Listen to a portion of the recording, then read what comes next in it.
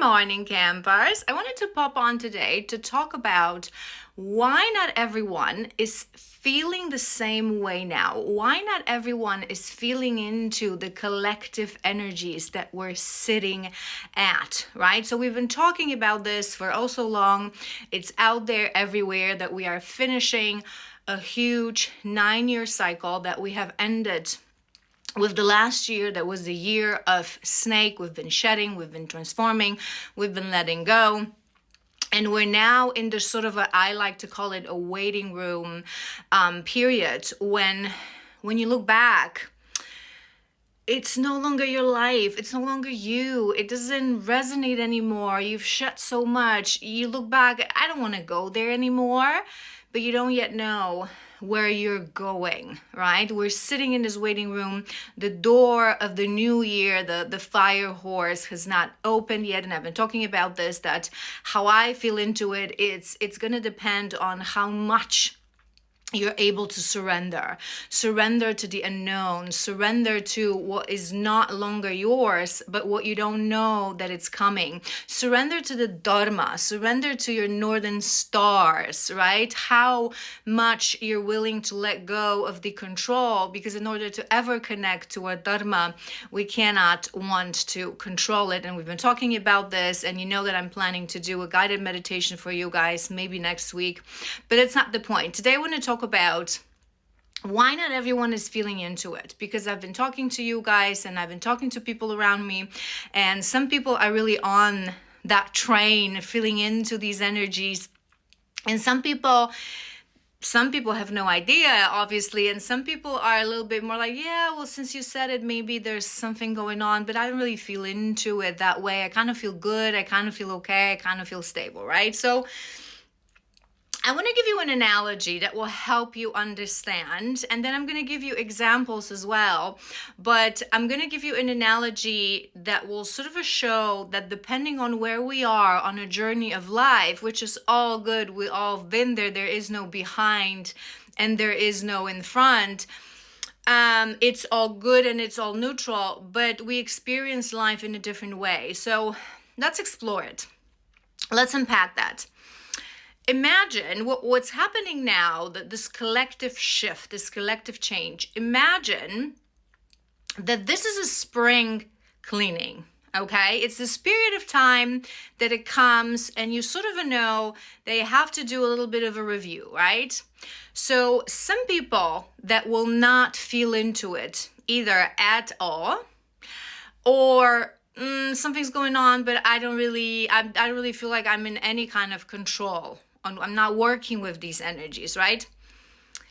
Imagine you're a toddler or you're a teenager, right? You have your room, you have your space, you have your world, right? But you're still a toddler or a teenager. So you don't really care. You don't feel into that space that much, right? So when the spring cleaning comes, taking that example of that teenager, you really couldn't care less. Maybe you know that it's happening. You've heard your mom talk about it here and there, but you really couldn't care less. So you're going to go out there to see your friends. And when the time is right, your mom's going to just like come into your room, right? And she's going to be like, okay, I have to do this. But if he or she finds out, they're going to be pissed. So I have to really be like a little gentle, right?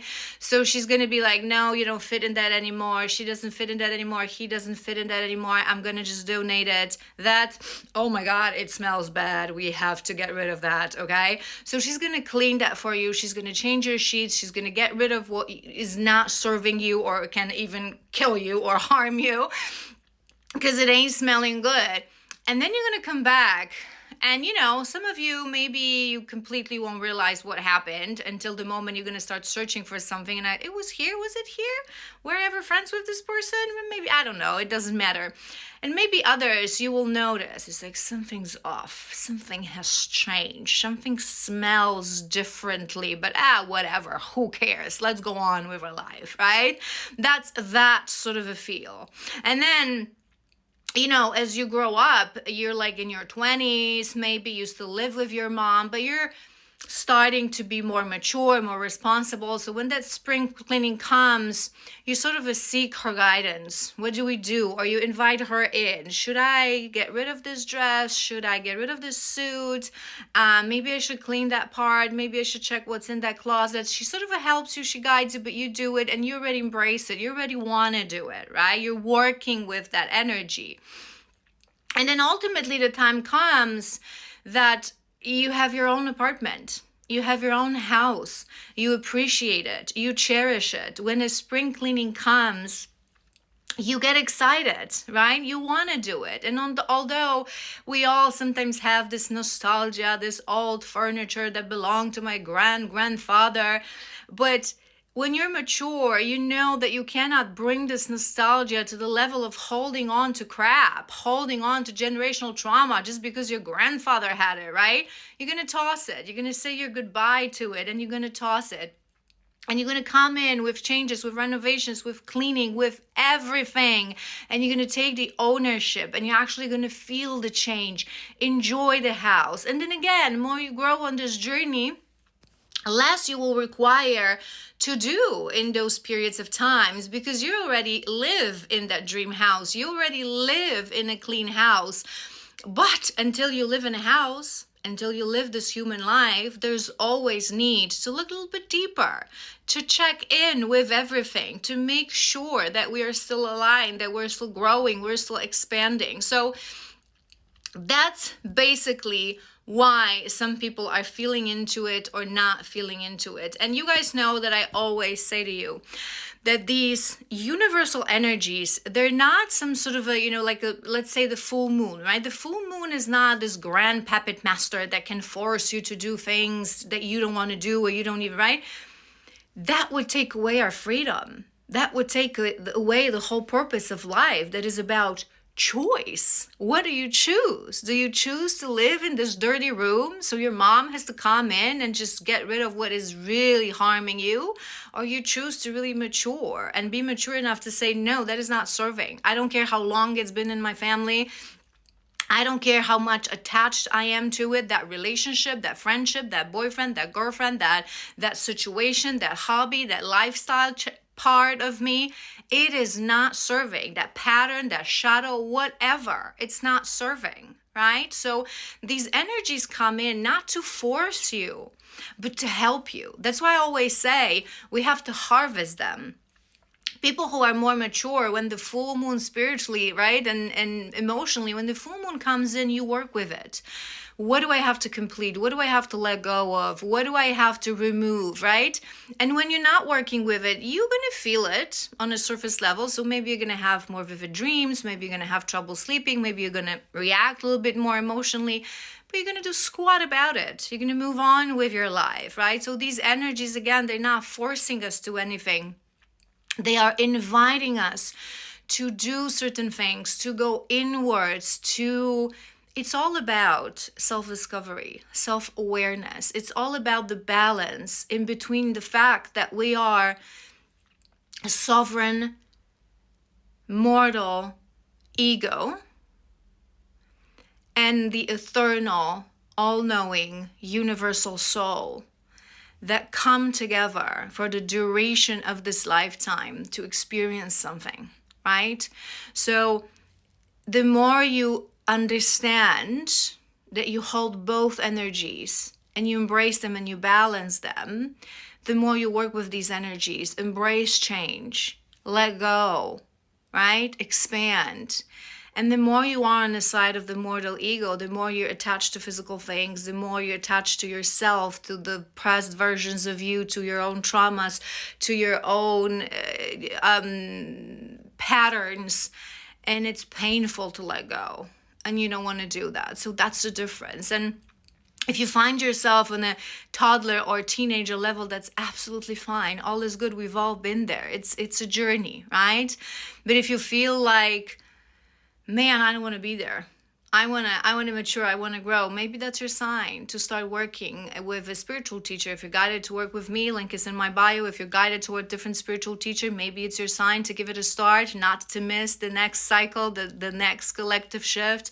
Maybe it's your sign to start doing inner work, contemplation, meditation, shadow work, working on yourself, taking more accountability. No one said it would be easy. No one said it would be easy. This is part of life. This is part of maturing. This is part of stopping being the teenager, a stage that is beautiful, that has its benefits, but maturing into something that is more empowered, that is more in control, that is more self-aware, that actually make choices that are coming from a place of that blend of eternal soul and mortal ego, of self-awareness, of accountability, of deep connection to your dharma, rather than just existing, just working on an autopilot, right? And thinking that you're making choices, but in reality, you don't even know yourself. So if you want to understand that, we've all been there, right? Physically, in this one life that we're living, physically, we all been teenagers. We know what's it like. We know that we think that we know it all and that we're the smartest and that we know better and that